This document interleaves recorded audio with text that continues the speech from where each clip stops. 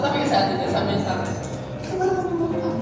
nagalitan ako, hindi mo pagalit, pero parang in-advisean ako na, kailangan, taasan pa yung kamay mo sa pagtaro, kailangan mas mabilis ka pa mag-approach, so parang, after niya sabihin yun, parang sabi ko, kulang pa rin talaga. Marami pa talaga na dapat i-work. And ayun, super happy ako kasi nag-observe siya sa mga bawat kalong. Sabi niya naman daw po, it's grabe yung leadership namin. And talagang proud siya sa amin na nakikita niya kami na nag-excel. And yun, nagbigay nga siya ng tips na dapat next time mas, mauna pa ng kasi may complacent pa kanina, lalo ng second set. Pero buti na lang ako pinatrabahuhan ng team talaga na hindi ko yung sabi. Nagulat lang ako nakita ko siya sa picture. Yung pressure pero start actually same lang din. And super happy ako kasi nag-research siya para sa amin. Kahit na super busy niya and yung napahirap siya mahihilap talaga. And yun, super happy kami nakita siya to support us.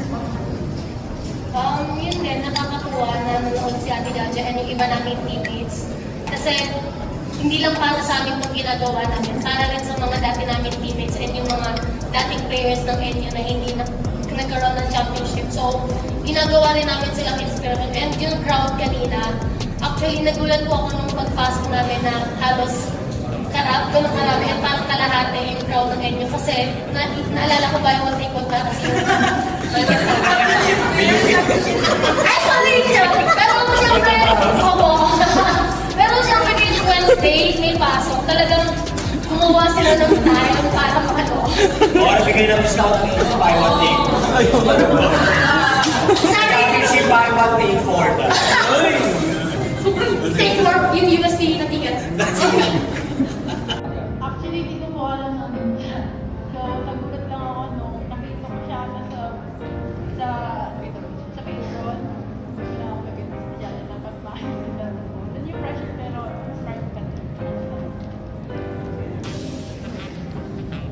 Actually same lang din. And super happy ako kasi nag-research siya para sa amin. Kahit na super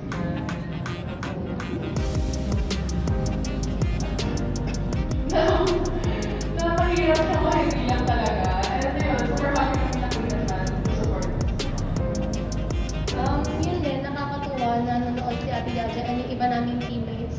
Kasi hindi lang para sa amin itong ginagawa namin, para rin sa mga dati naming teammates and yung mga dating players ng NU na hindi nagkaroon ng championship. So, ginagawa rin namin silang inspiration. And yung crowd kanina, actually nagulat po ako nung pagpasok namin na halos ganun karami at parang kalahati yung crowd ng NU. Kasi naalala ko ba yung one-take-one para kasi yung ticket pasok. Ay, sorry! Pero syempre, pero syempre kahit Wednesday, may pasok. Talagang gumawa sila ng time para makanood.